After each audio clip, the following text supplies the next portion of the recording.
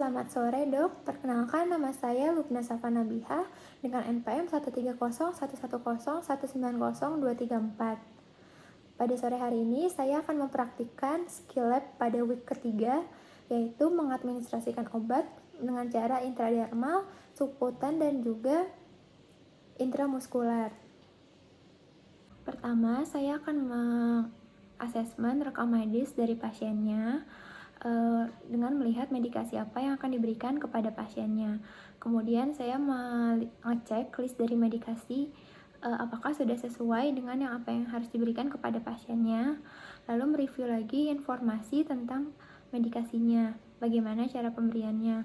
Selanjutnya saya melihat postur tubuh pasien, apakah kurus atau gemuk.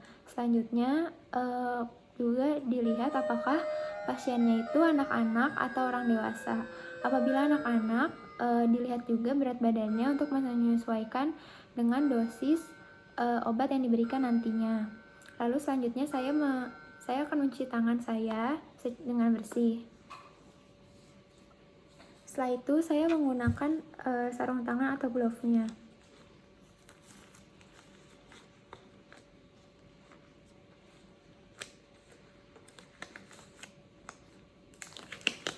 Pakai sarung tangannya di kedua tangan saya.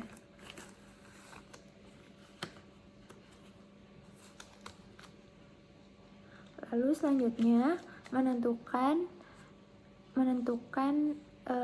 sirin dan juga jarum yang sesuai, yaitu disesuaikannya dengan cara pemberian dari obatnya, apakah itu intramuskular, subkutan, ataupun intradermal. Setelah itu siapkan semua alat yang dibutuhkannya dalam box fluidnya seperti ini, di mana di dalam box fluidnya ada syringe dan juga jarumnya, kemudian ada pinset yang nantinya untuk melepaskan tutup aluminiumnya dari vialnya, kemudian ada vialnya sendiri dengan cairannya, lalu juga ada plaster, lalu ada alkohol swab, dan ini box fluidnya. Setelah itu saya akan membaca medikasi yang diberikannya dari rekam medis pasien.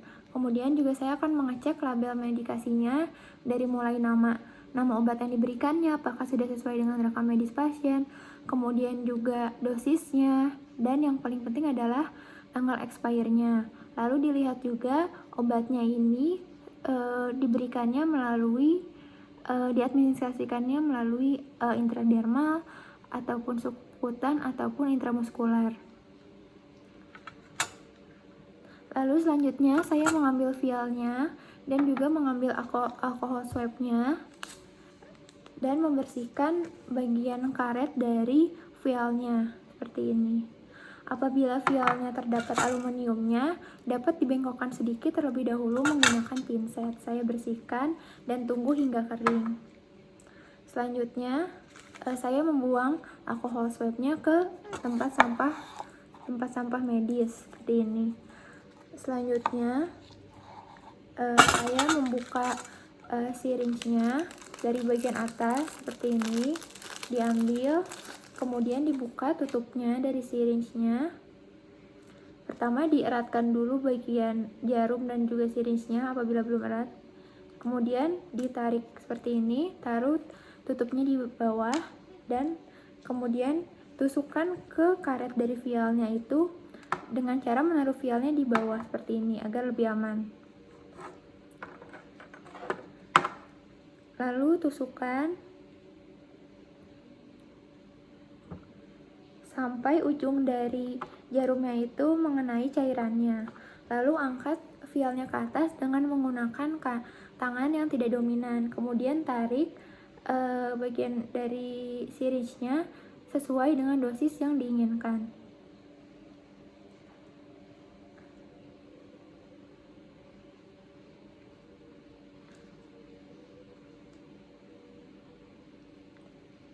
Jika terdapat gelembung, keluarkan lagi cairannya sampai gelembungnya hilang. kemudian tarik kembali sampai tidak ada gelembung yang masuk.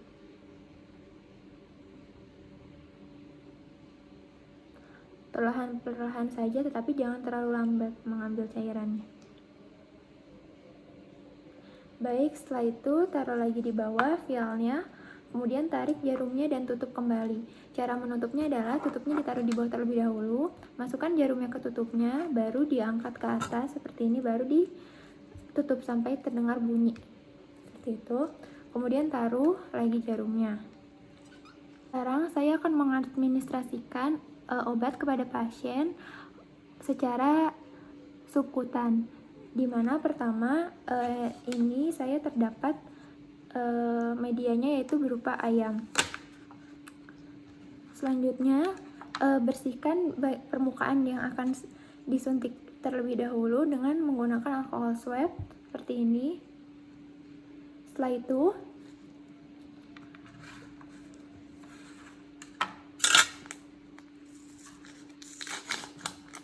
itu saya buka tutup dari jarumnya, kemudian saya mengadministrasikannya secara subkutan, yaitu dengan sudut mengadministrasikannya itu 45 derajat, dimana saya pegangnya itu tidak boleh, tangan sebelah saya yang tidak memegang dari syringe-nya itu tidak boleh memegang di berlawanan dengan jarumnya, harus seperti ini. Kemudian saya administrasikan dengan lubang dari jarumnya itu menghadap ke atas seperti ini, secara 45 derajat ini. Setelah masuk, diadministrasikan terlebih dahulu. Maksudnya setelah jarumnya masuk, diaspirasi terlebih dahulu. Diaspirasi, lihat apakah ada darah ataupun tidak. Jika tidak terdapat darah, boleh langsung dilanjutkan untuk memasukkan cairannya. Terus tekan secara perlahan, tetapi jangan terlalu lambat.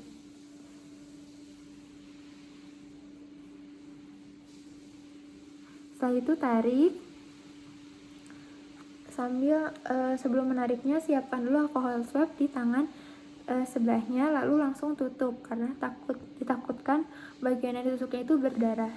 Tarik lalu langsung tutup. Lalu jarum suntiknya ini ditaruh terlebih dahulu, kemudian saya ambil plester apabila pasiennya ini terluka bagian permukaan yang disuntiknya. Kemudian alkoholnya dibuang ke tempat sampah medis. Terus saya rekatkan plesternya seperti ini.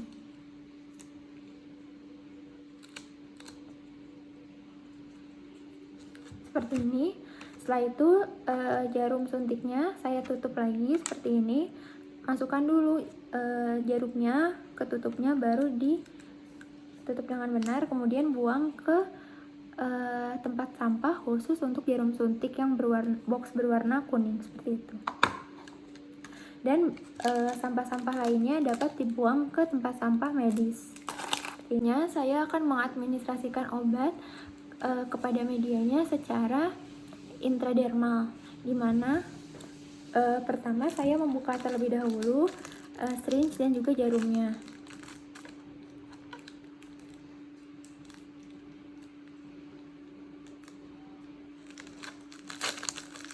Dibuka dari bagian atas dan diambil.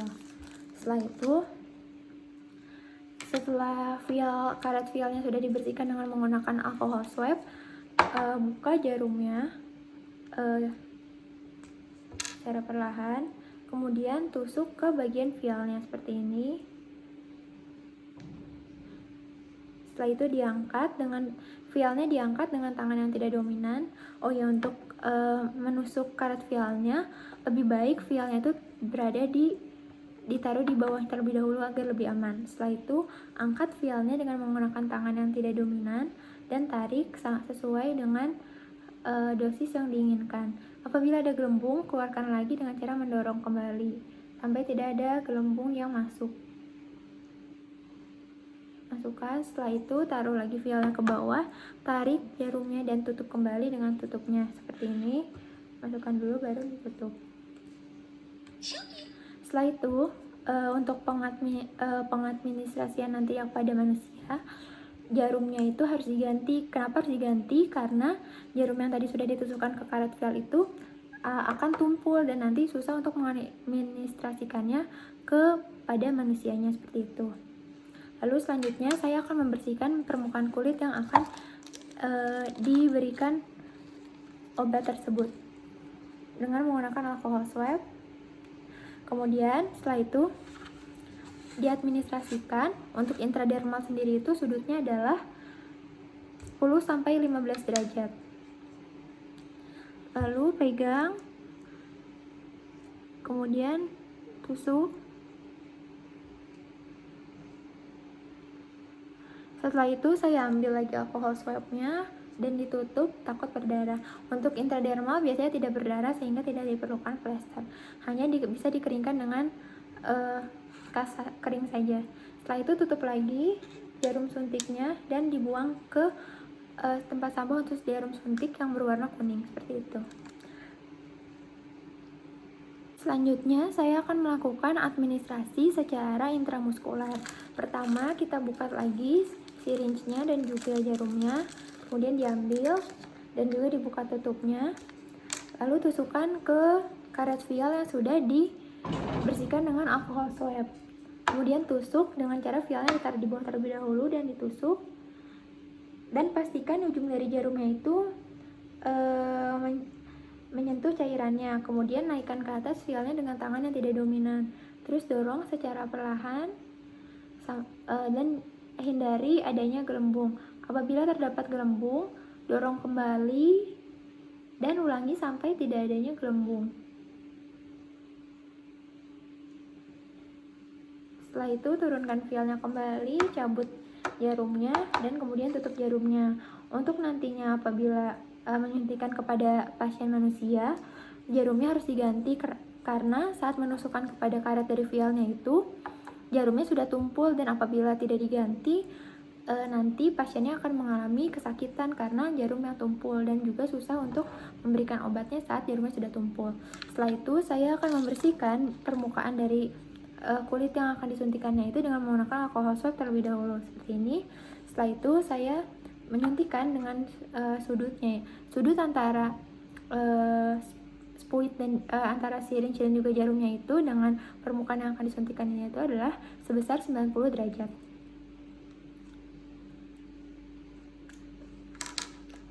Seperti ini, cara pegangnya seperti ini. Kemudian ditusukkan, lalu diaspirasi terlebih dahulu apakah terdapat darah atau tidak. Jika tidak ada darah, boleh langsung disuntikan. Seperti ini, pelan-pelan. Setelah itu saya ambil dulu alkohol swab karena ditakutkan berdarah, kemudian cabut secara perlahan, kemudian saya ambil plester untuk mengurangi perdarahan yang ada dan direkatkan seperti ini.